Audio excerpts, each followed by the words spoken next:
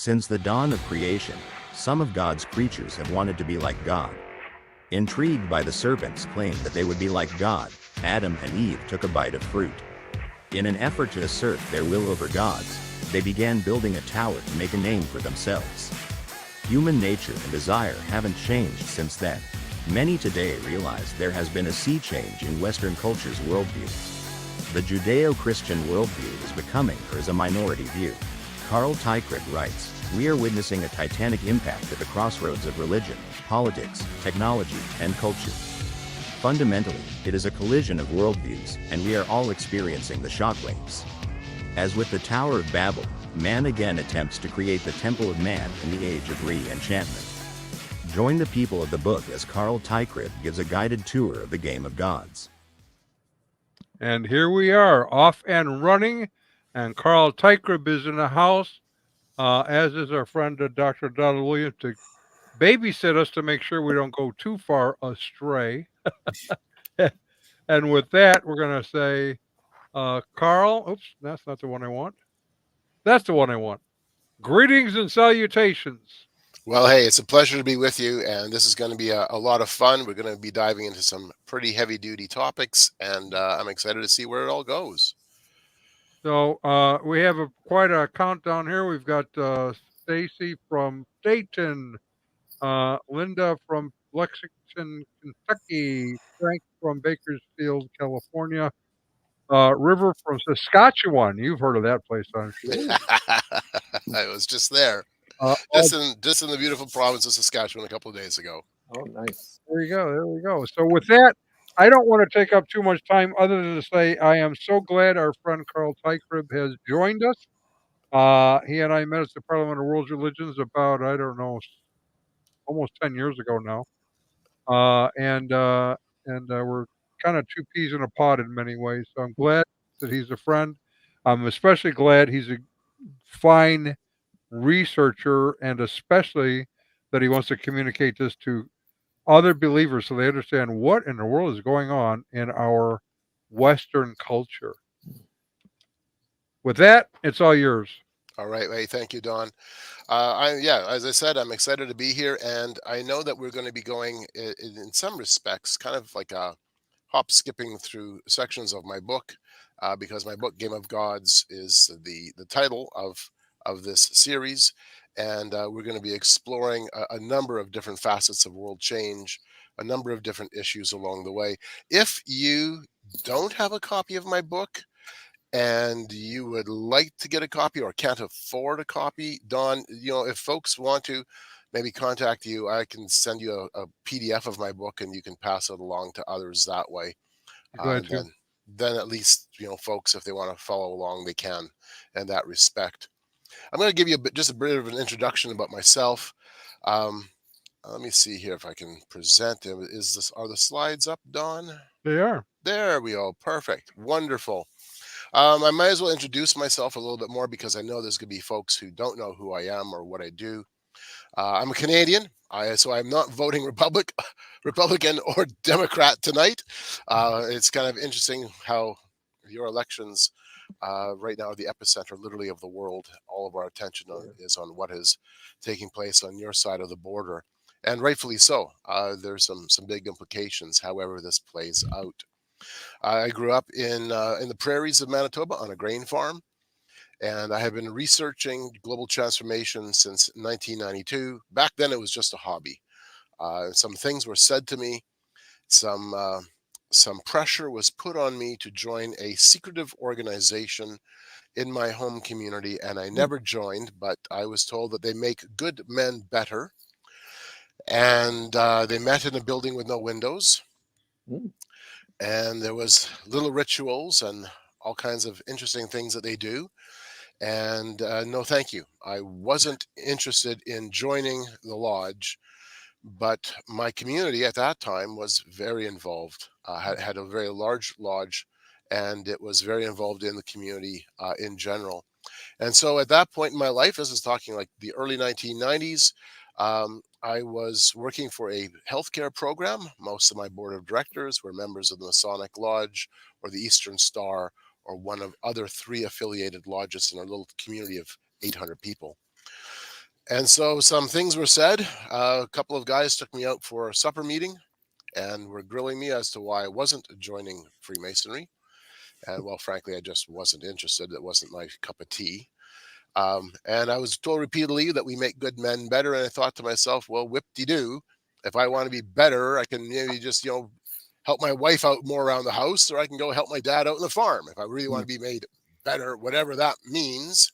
Mm. So finally, two of my board members said to me, and a couple of little words that changed the direction of my life: Carl, we're not Satanists. And I went, why?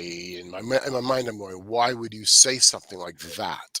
The thought had never entered my mind. There was no interest whatsoever. Frankly, I didn't care. But those words set me on a course. I went, okay, now I've got to begin investigating. So that was my focus early on, just a hobby. And it became a hobby that got out of control. And by the mid 1990s, I was writing. I was doing I did a couple of little talks, presentations.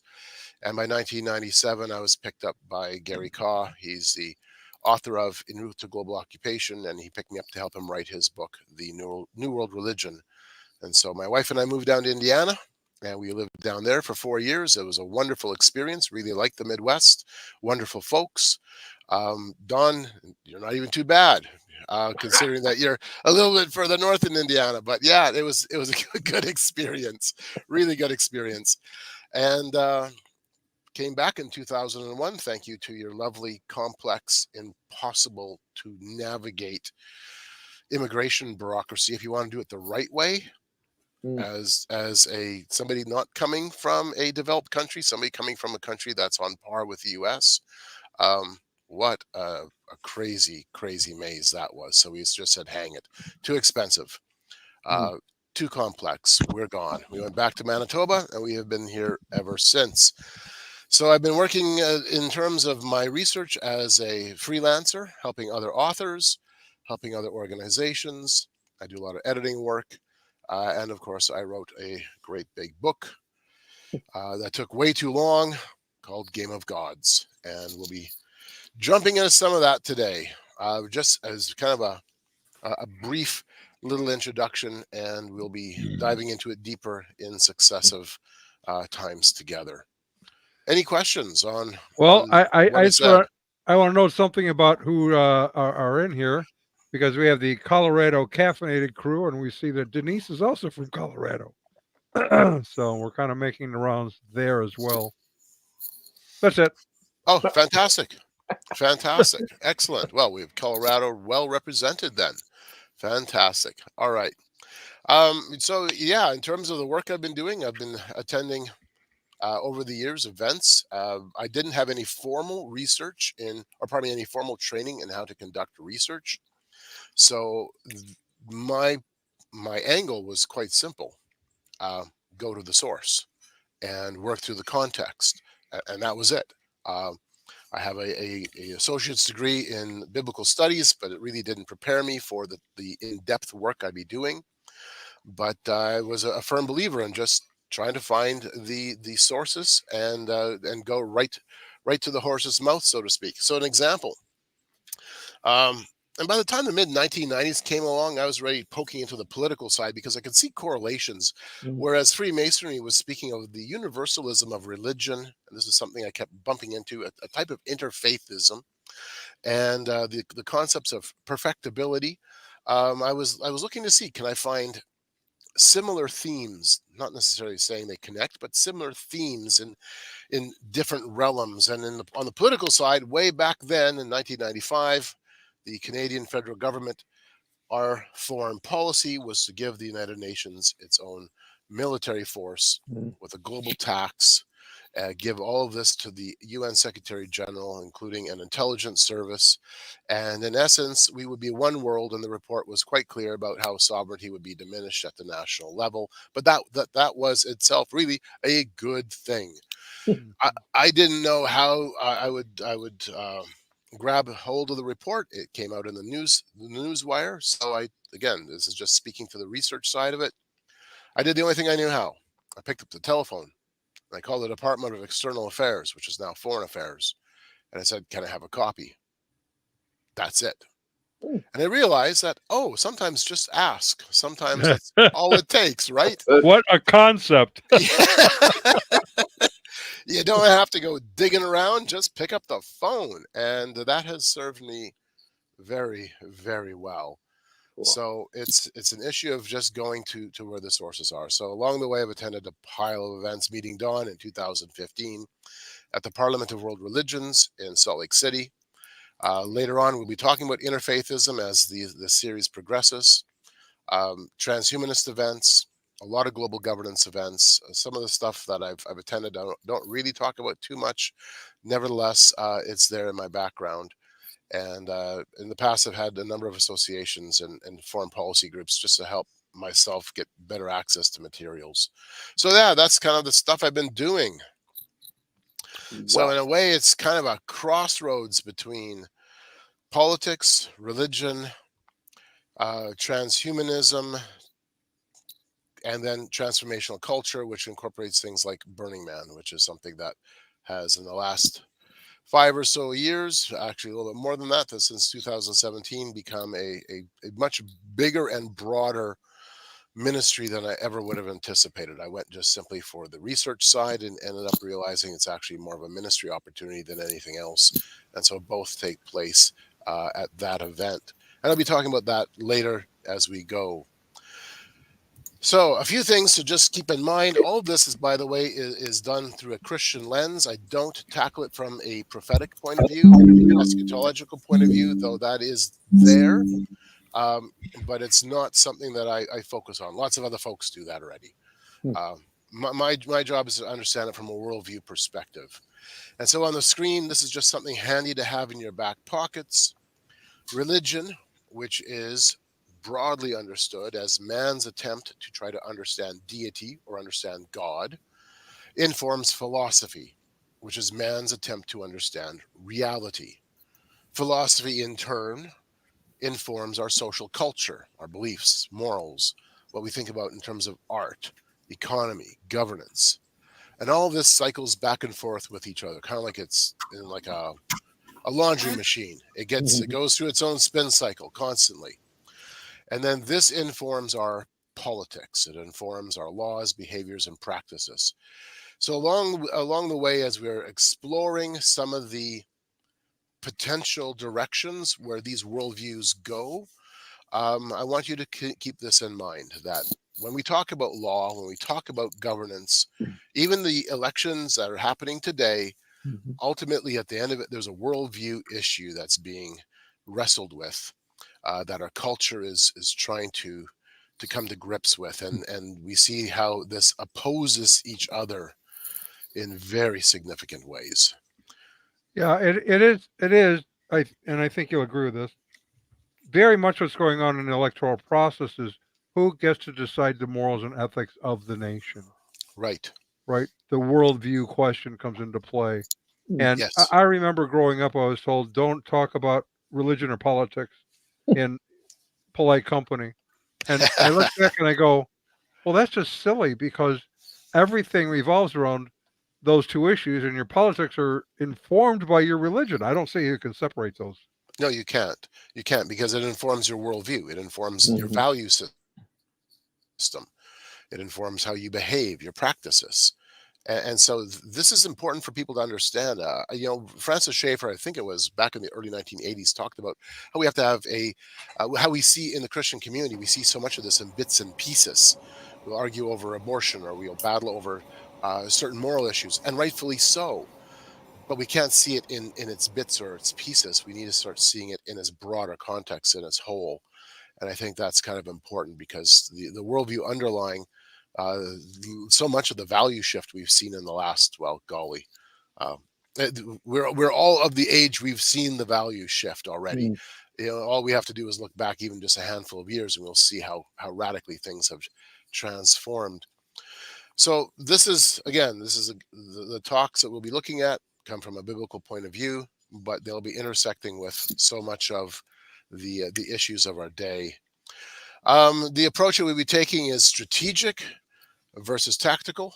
And I'm just going to click on the slide here. Okay, I gotta get to. There we are. There we go. There we go. So the approach we're taking is strategic versus the tactical side. The strategic sometimes seems to be more abstract. We look at it, we're going, well, I'm not sure how to make this fit, Hmm. or the ideas are too large, or there's nothing simplistic about it, and usually there isn't. Nevertheless, nevertheless, this informs how then we grasp the more narrow tactical side of it. Things like how we find application, how we look to engage, how we look to have conversations. For our little team that went to Burning Man this year, this really hit home. Hmm. In years past, we will go. We're doing research, we're doing surveys, and we're looking for opportunities to have questions. And we have a little camp. The camp is called the Camp of the Unknown God, based out of Acts 17, and we'll be looking at Acts 17 in a few minutes. The approach this year, however, was different. With some of these worldview nuggets in our mind, understanding the cultural shift that's taking place, we were able to listen to the presenters at the workshops, then raise our hands and respectfully, ask questions that poked a glaring hole at the assumptions underlying their worldview. Mm.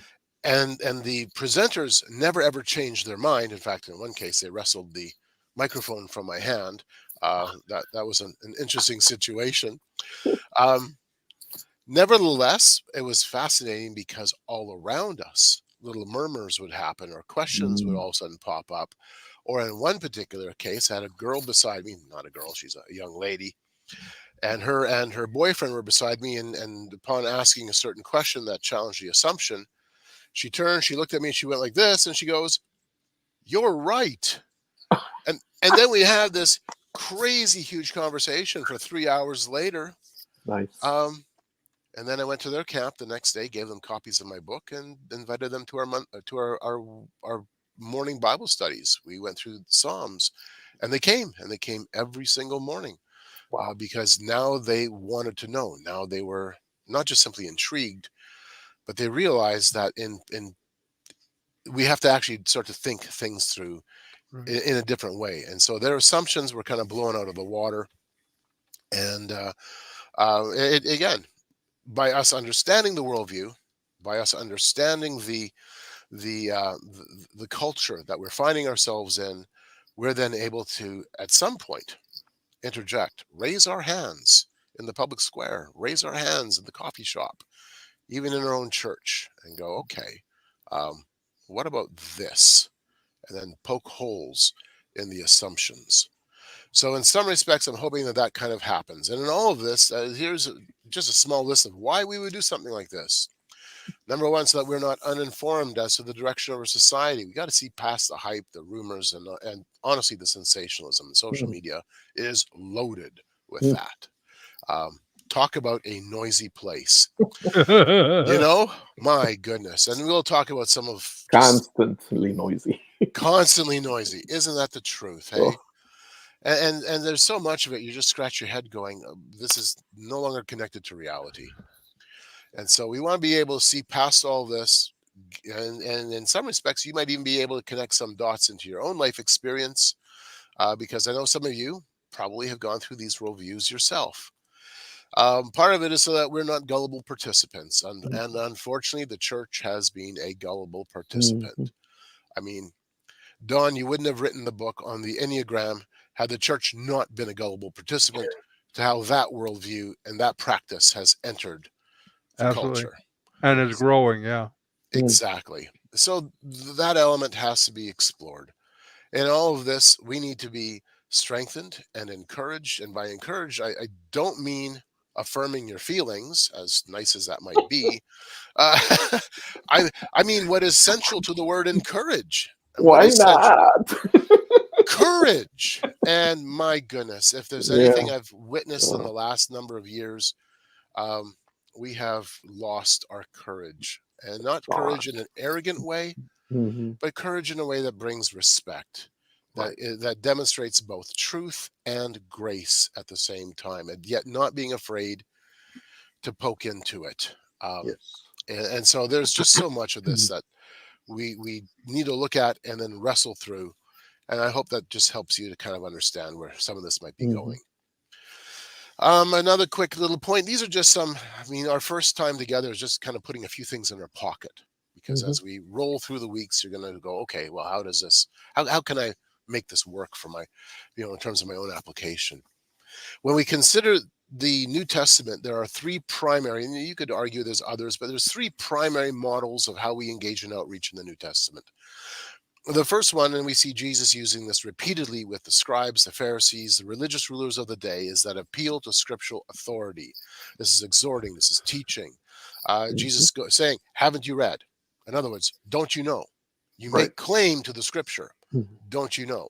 And we use this approach when we're engaging in the church itself, or when we're engaging with counter cults ministries like the Mormons or JWs, where there's an appeal in their own way to their own scripture. And so that's important. That's the model that Jesus himself uses as we look to become truth tellers. The second is the personal. And the personal is, we see this Jesus dining with the tax collectors. He's going and hanging out with the rejects of the culture, with those who are shunned, mistrusted. Spending time with a woman at the well is a perfect example. He doesn't shy away from who he is or the truth. He brings a conversation around, but he does it in such a way that is different than dealing with the scribes and the Pharisees. There is a marketable difference. With the religious rulers, it's blunt, often blunt. When he's talking, though, to the sinners, that's the bluntness seems to all of a sudden soften as it becomes a heart level issue, and he reveals himself to them as the only way, that he indeed is the Messiah. And so we have to look at doing the same thing when we're talking with the sinners of our culture, whoever they may be. And that's broad. I mean, that's anybody who doesn't have Christ. That's me before I had Christ, and I still struggle with that sin nature within me. We take that approach when it's applicable, where we season it with truth and with grace. And then finally, the third approach is acknowledging God as creator. In this respect, it's to be an ambassador as we enter an age that is becoming increasingly more pagan. And one of the arguments I make in Game of Gods is we are past secularism. Secularism was a pause, an intermediary stage, as we see one religion being rejected, one dominant cultural narrative being rejected, and a new one coming into play. And so when we see Paul interacting in the pagan culture of his era, which was everything basically outside of the nation of Israel or the region of Israel, when he's in Corinth or Athens, any of these locations, he's dealing with a pagan culture. And so how does he bring about a conversation? Well, he first and foremost acknowledges that the God that he serves is the one who created the heavens and the earth. He is different than the pagan deities, which are symbolic representations or characterizations of the natural cycles. And by doing this, he is saying something, Paul is saying something that is so countercultural, it shakes it all up. And he, in essence, is demonstrating that the God that he serves is the one who creates. He is not the same as a creator or part of the creation. So those are three ways of truth-telling that we see in the New Testament. And we have to use, obviously, wisdom and discernment as we encounter people and determine in a way kind of, well, how now do I approach this? Does that person have this a background that I can make an appeal to scripture? Does this person need my arms around his shoulder and the willingness for me to cry tears along with them? Or do I have to have a conversation about the nature of God in its most fundamental way? And I think today, more and more, as our culture is becoming paganized, that's the approach we'll end up having to take. Quickly, taking a look at 2 Corinthians 5, verses 20 and 21, Paul writes this: Now then, we are ambassadors for Christ, as though God were pleading through us. We implore you on Christ's behalf, be reconciled to God.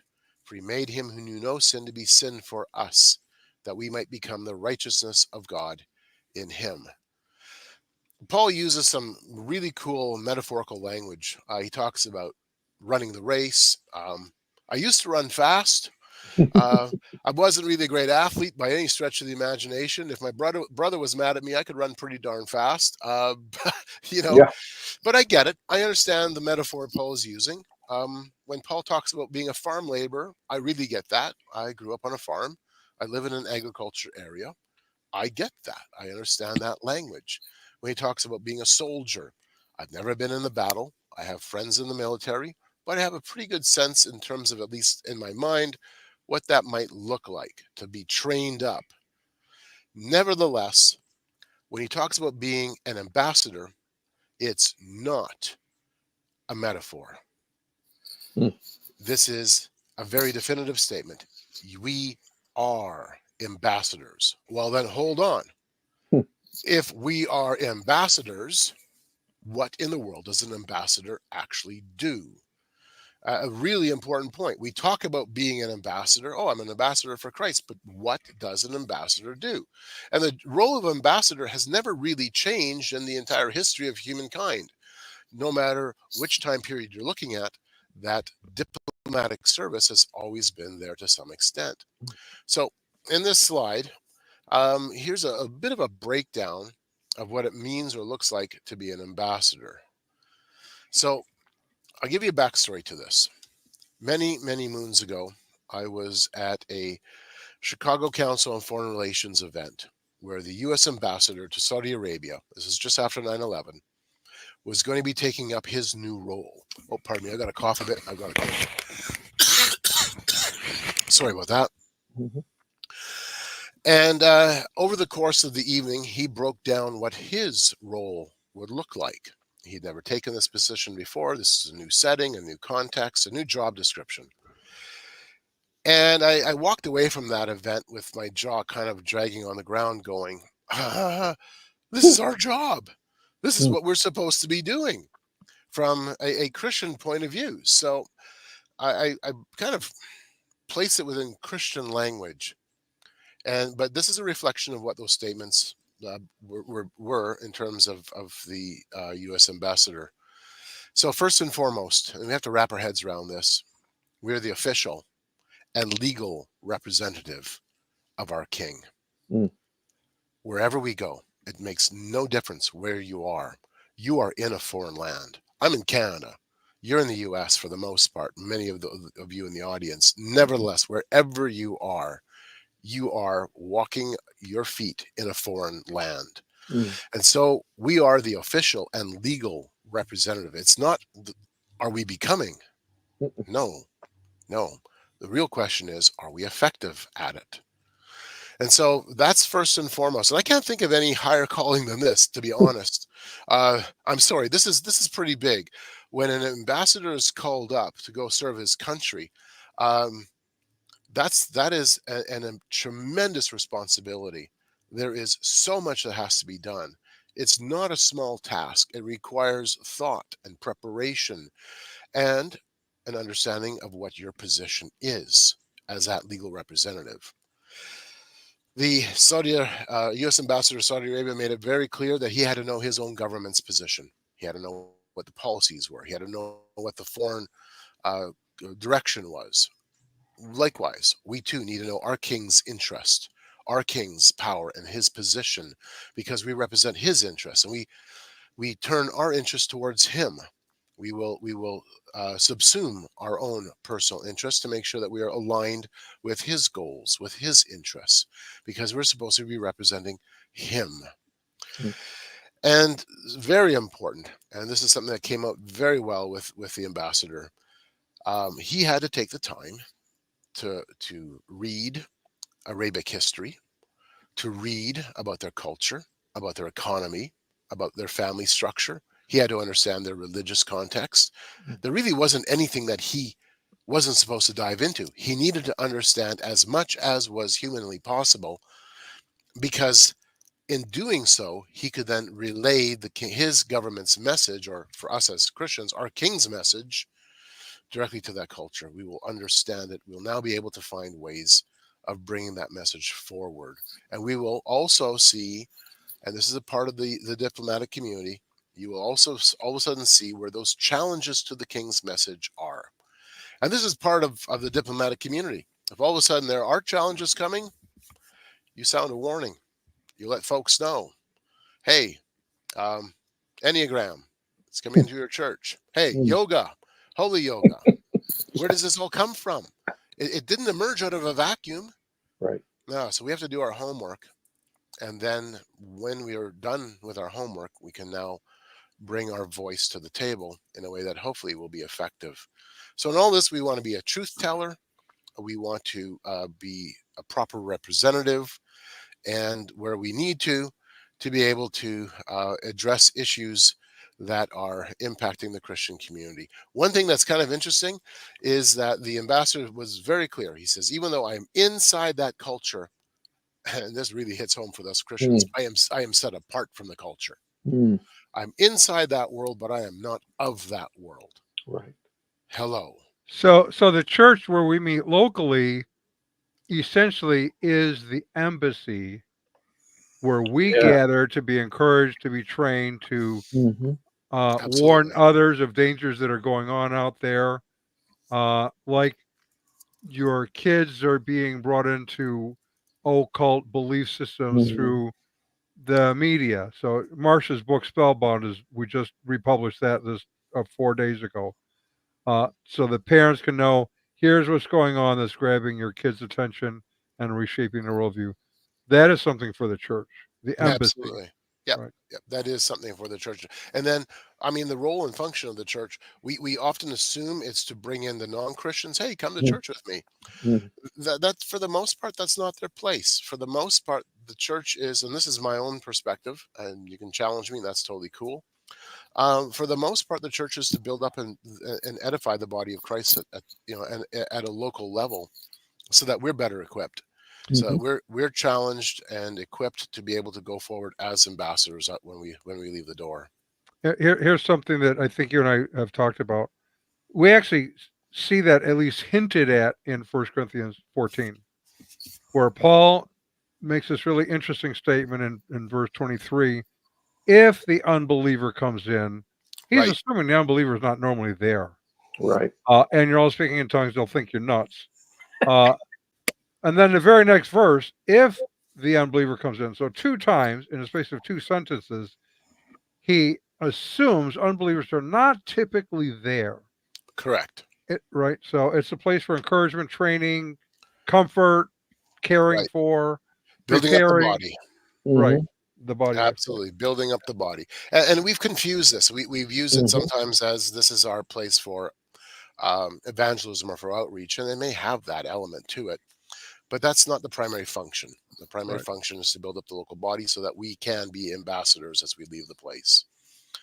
And sometimes we get all this confused, and I think that's in some respects part of the problems we're seeing today. We'll become seeker sensitive because we want to attract more into the door, whereas what we should be doing is building up with truth within the body so that we can go out to those who are seeking and find them. Exactly. So that's my take. All righty. If you want to see an example of what ambassadorship looks like, flip over to Acts chapter 17. This has become, for our little Burning Man team, our go-to passage because it is the theme of how our camp operates. It's been the theme of, actually, it's a theme that underlies the book. The whole point of why I wrote the book was so we could be better equipped as ambassadors. And we'll read verses 16 to verse 33. Pardon me.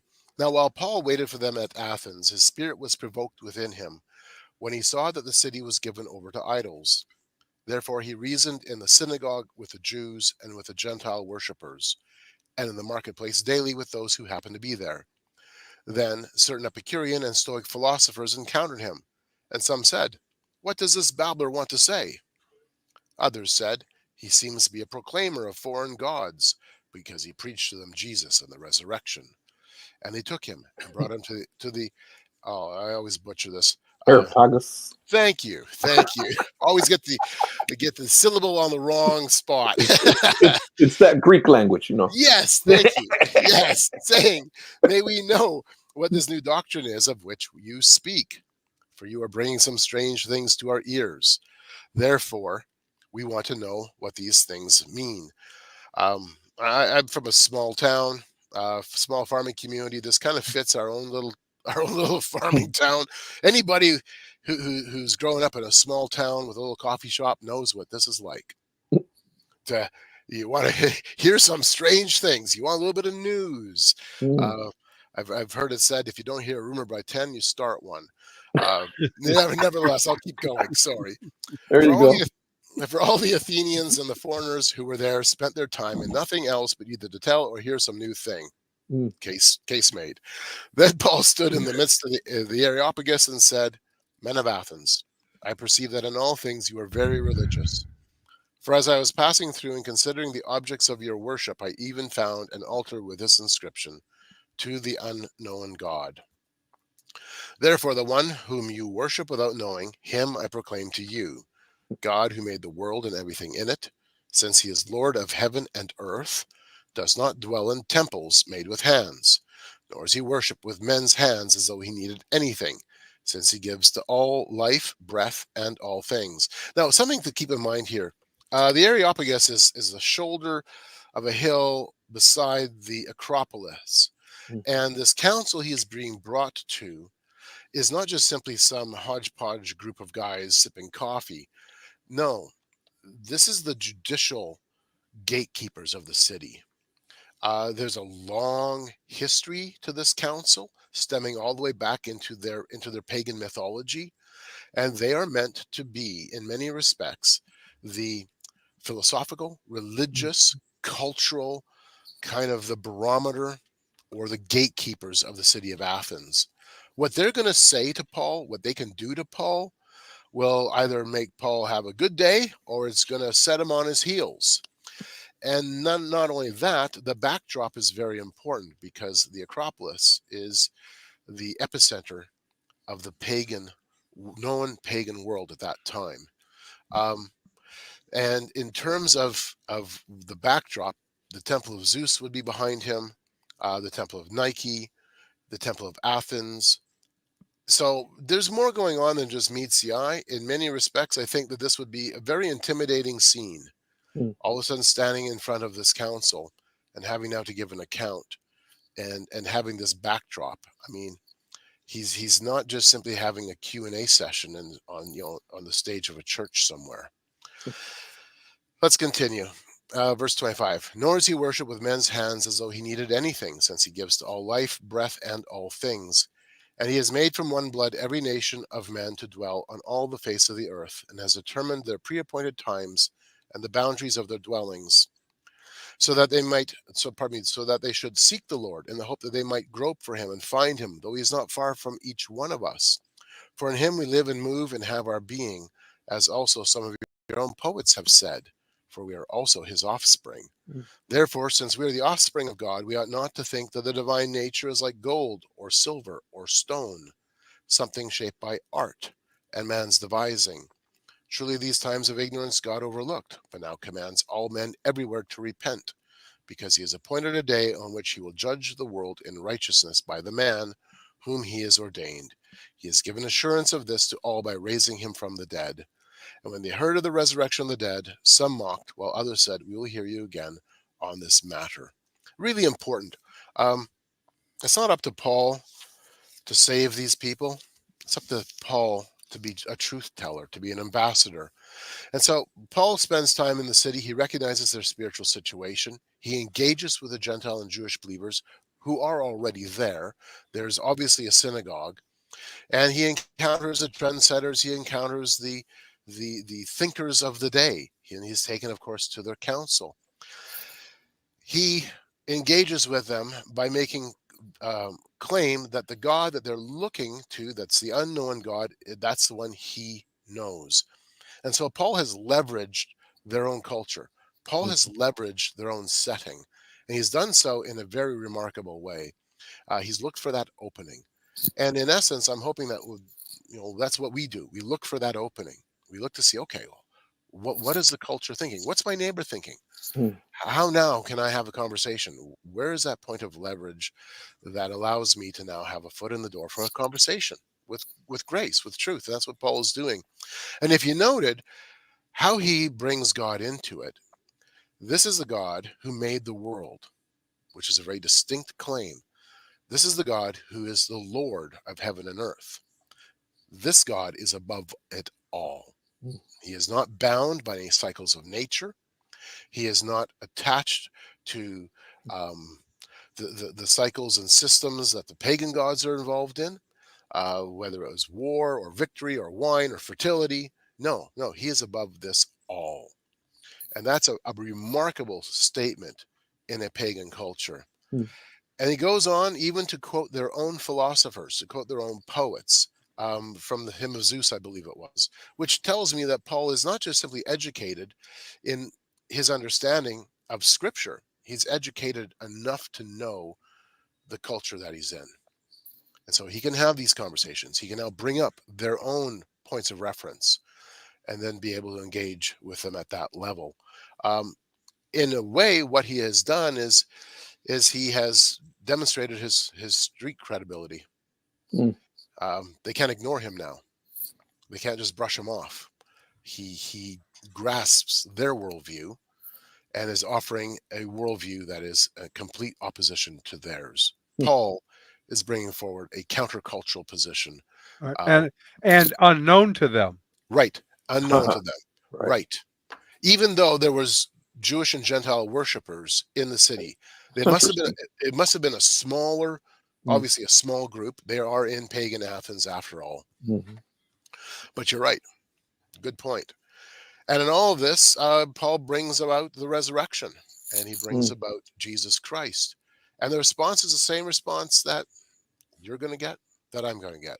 Some are going to say, hey, can we hear more about this? Others are going to scoff. And some might even come to Christ, which is awesome. But it's the Holy Spirit that does the work. We just have to be the ambassador. We just have to be the truth teller wherever our feet are.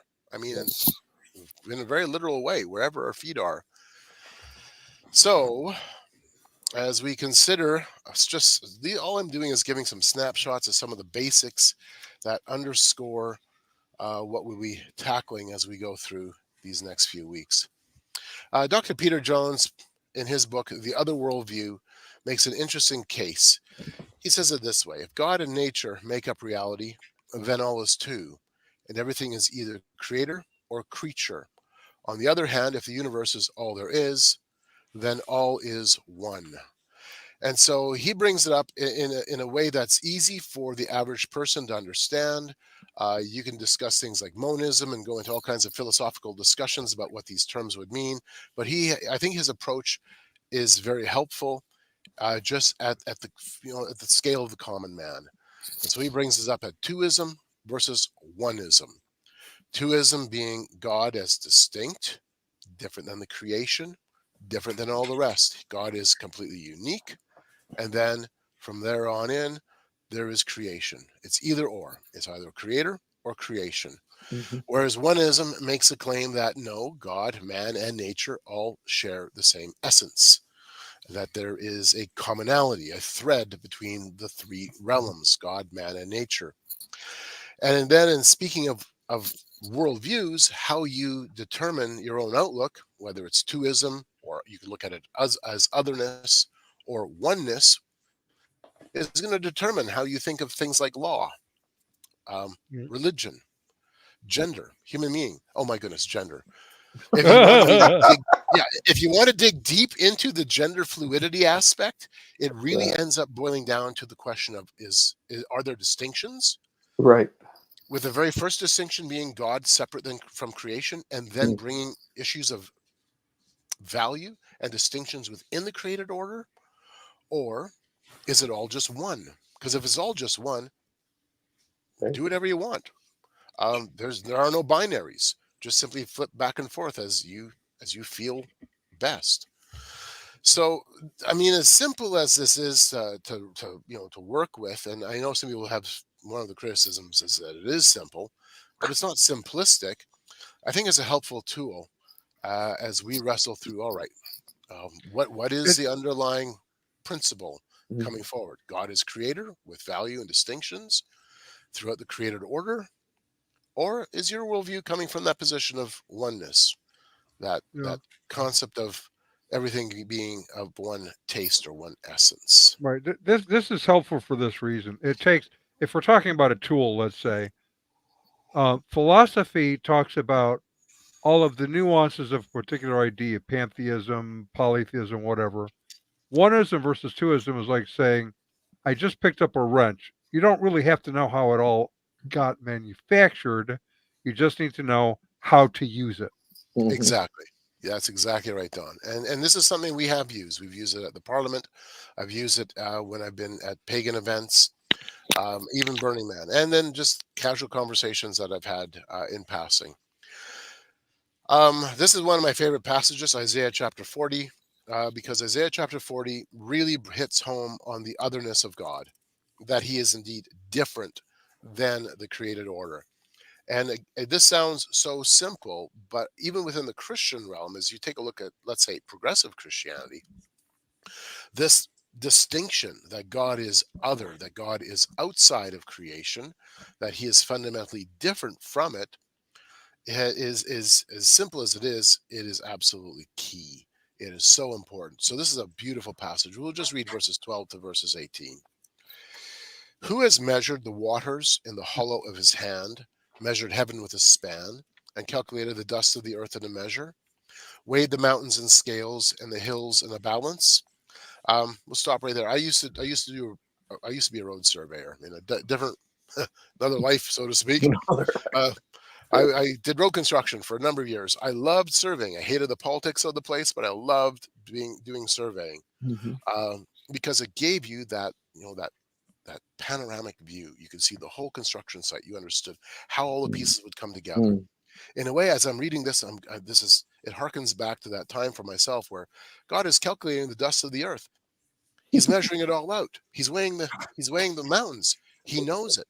He knows his creation. Yeah. He is surveying it and he knows it. Who has directed the Spirit of the Lord, or as his counselor has taught him? With whom did he take counsel? Who instructed him and taught him in the path of justice?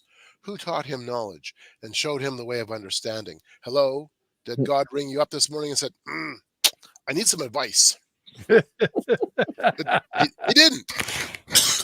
You know, God wants to have that relationship within his creation where we are engaging, and we see that. We even see that how Jesus interacts with his own disciples. Mhm. There's that teaching element. He wants us to come before him. He wants us to wrestle with him, but nobody taught him. Mhm. Um, Nobody gave him wisdom. It is all within himself.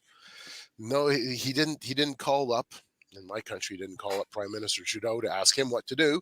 No, no, there is nobody who is his equal. No one. And that's the point. Verses 15. Behold, the nations are as a drop in a bucket, and are counted in the small dust, counted as a small dust on the scales. Ah, awesome! This is so good, considering the day that we're having this discussion, because this is our your election cycle, and as powerful as the United States is, or any other nation for that matter, it's nothing, Mhm. nothing. The small dust on the scales. That's a reference to that little bit of dust that's rolling around underneath your bed. You know, the stuff that just kind of gathers in the corner. If you would put it on the scales, it means nothing. Doesn't You even can move just it. go blow it off and it's gone. That's how God is likening the nations. I mean, Mm. hold on. This is this is powerful Yeah. stuff. And so we're to be his ambassadors. Ay ay ay. Uh, I'm undone even thinking about this because it's such an incredible opportunity and responsibility at the same time. Um, Look, he lifts up the isles as a very little thing, and Lebanon is not sufficient to burn, nor its beasts sufficient for a burnt offering. All nations before him are as nothing, and they are counted by him less than nothing and worthless. Well, that just puts a lot of things into perspective right there. Yeah. Oh, And then verse 18 says it all. To whom then will you liken God? Or what likeness will you compare to him? Hello? can't. This is the otherness of God. He is distinct. He is categorically different. He is absolutely unique. And we see his majesty, his greatness in comparison to the created world, and it all falls short compared to him because he is their maker. So again, this is just stuff to kind of put in your back pocket as we go through. A couple of other verses worth considering in the same vein. First Chronicles 29, yours, O Lord, is the greatness, the power, and the glory, the victory and the majesty, for all that is in heaven and in earth is yours. Yours is the kingdom, O Lord, and you are exalted as head over all. Both riches and honor come from you, and you reign over all. In your hands is power and might. In your hand it is to make great and to give strength to all. Now, therefore, our God, we thank you and praise your glorious name. This is the one who we serve. And then we see this too in Colossians as we consider the supremacy of Jesus Christ. It fits hand in glove with what we've just been looking at. For by him all things were created that are in heaven and that are on earth, visible and invisible, whether thrones or dominions or principalities or powers. All things were created through him and for him. And he is before all things, and in him all things consist.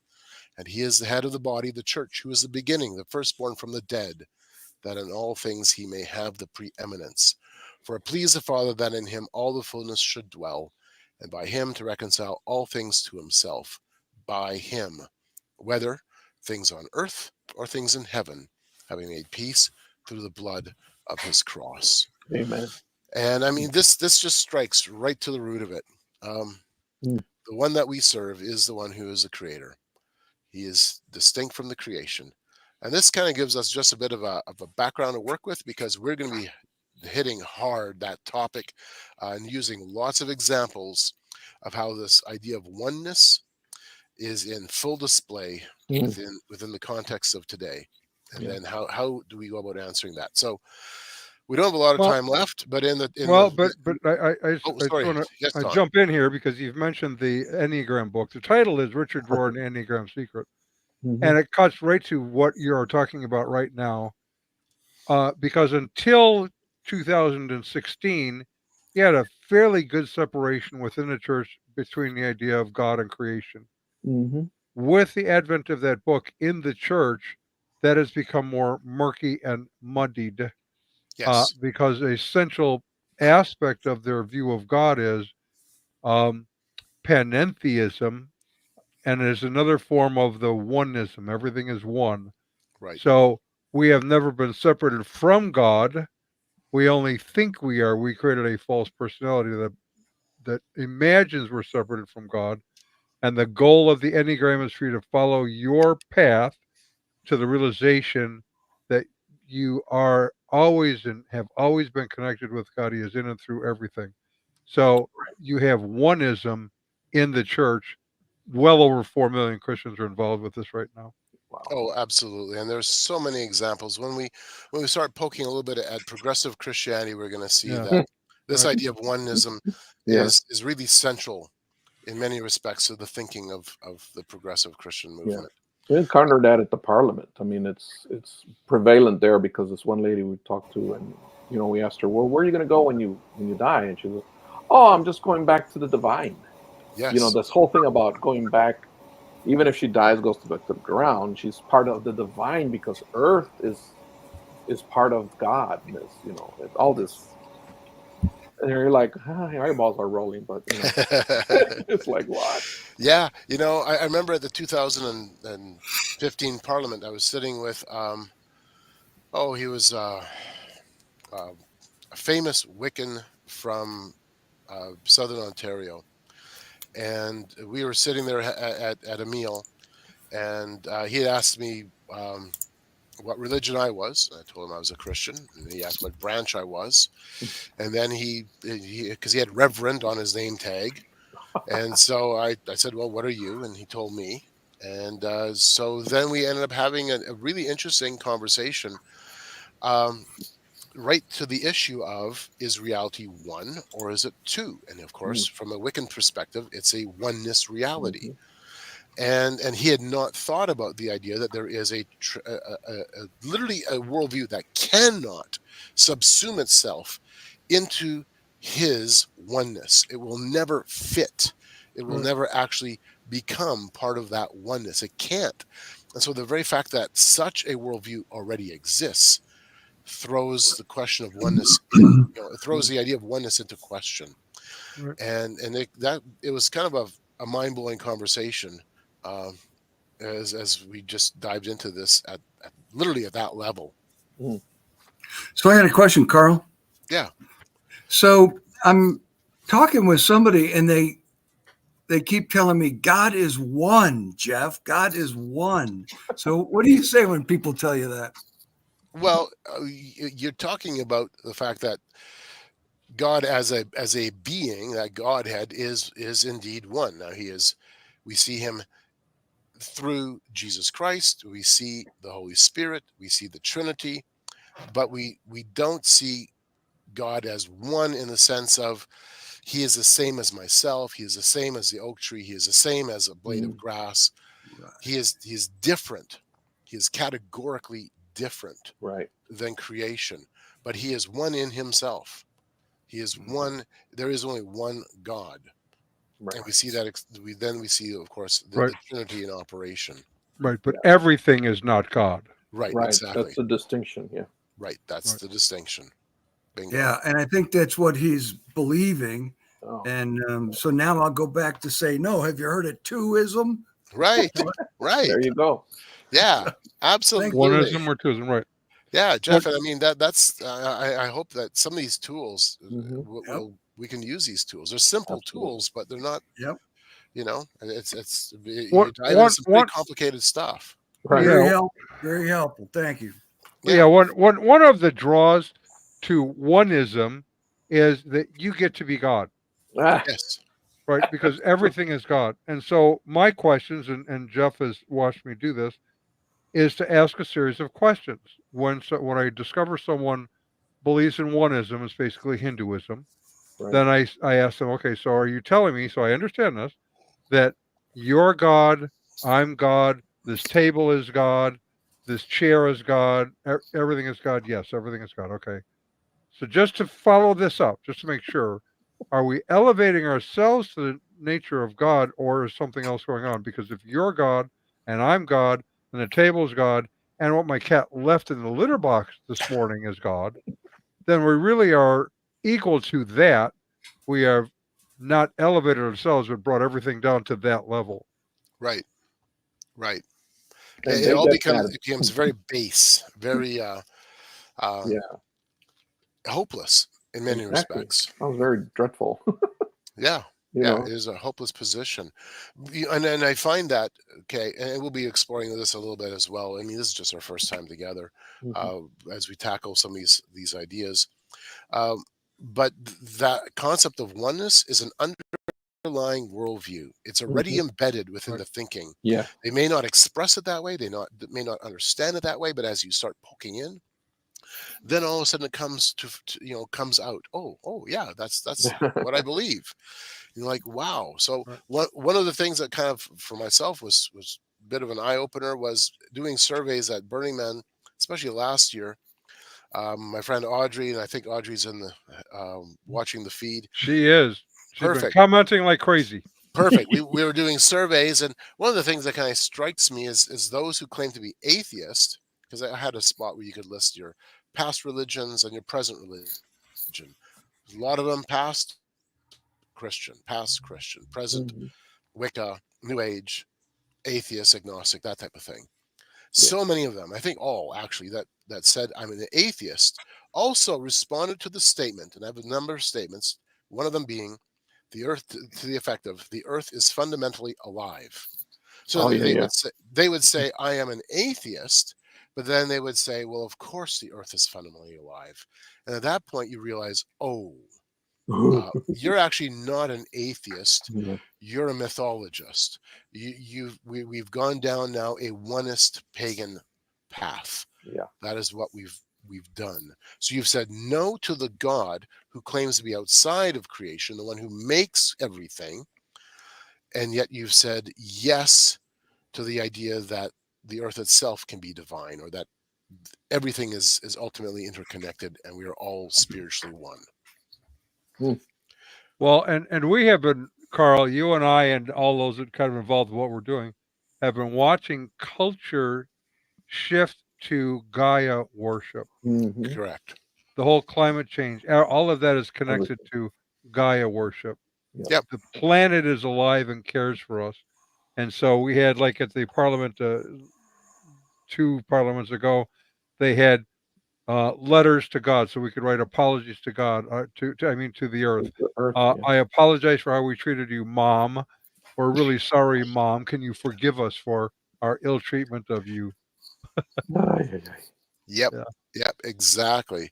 So, we're going to be tackling some of the examples that I put in Game of Gods and a few other examples along the way. We're going to be really hammering in on what this oneness looks like when you consider it even from a political point of view, as we consider things like how the shadows of Babel not just simply land across our own feet, but have been there for generations. Right. So we'll consider just a lot of different interlocking topics. Along the way, we'll probably tackle transhumanism, deep ecology. We'll certainly have to dive into transformational culture, which incorporates things like Burning Man, interfaithism. That's a big one. And so there's a lot of stuff for us to work through. And again, if you don't have a copy of my book and you can't afford one, let Don know, and he can send off a PDF, and I'll make sure a PDF is in Don's hand. And then you've got a copy. There you And that's it. Right. And you can go to our website, midwestoutreach.org, send me an email right from there, and we will make sure to get it taken care of. I know you got to run, and you're not going to be with us next week, correct? Now, I had it in my head, and obviously my head, there's a ping pong ball that just bounces around for a while. Okay. I had it in my head that we were doing these on Monday, as okay. as you realized on social media the other day. Thank you. And so we will be back on Tuesday. We might as well just keep going. Oh, cool. So Denise is asking for next week homework? Oh, homework. Can you read chapter 1? These people chapter 1 of the book. These people like punishment. So for those of you who read already, you're ahead of the game. Read it again. Yep. That's right. Or if you want, you can dive into chapter 1 and chapter 2. I'll talk a little bit about what happened at the Global Citizenship Congress, the very first event I ever went to as a researcher, because it really, really ties in with everything that we'll be talking about. Cool. And tell your friends they can join us. It's just their time is what they're investing. So everybody, thank you all for joining us. Blessings, and we'll see you next week. I need to create a little walkout thing. Oh, can we do that one? Oh, we're still live? Yes. Hold on. Yeah. Finding the button. I think I hit the button. Oh, there we go. Okay. Arrow occurred.